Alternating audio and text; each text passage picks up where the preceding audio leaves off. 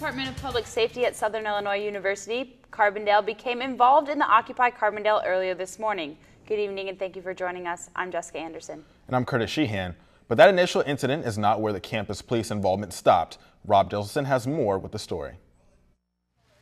People have tents and tarps up in hundreds of cities across this nation, but in Carbondale, Illinois, it's not allowed.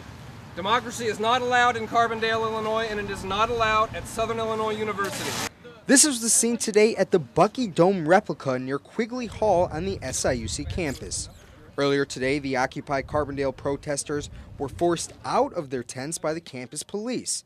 Upon being removed from their tents, the group moved to the dome and draped tarps over the figure for shelter from the elements.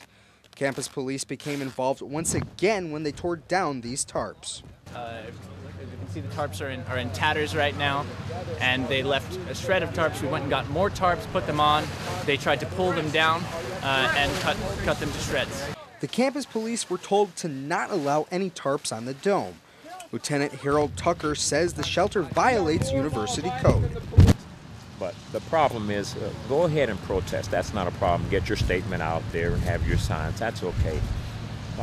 The tents, the multiplying tents, the living here on the campus, that kind of thing, that kind of goes outside of the scope. While the incident did not turn violent, the Occupy Carbondale protesters say they just want their voices heard like all the other protesters across the country.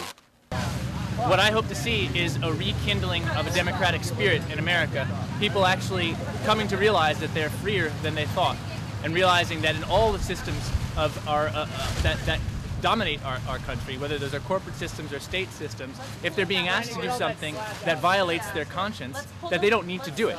For Evening Edition, I'm Rob Jesselson. Carbondale is one of many cities across the country to hold an Occupy movement. The original protest started on Wall Street in New York City.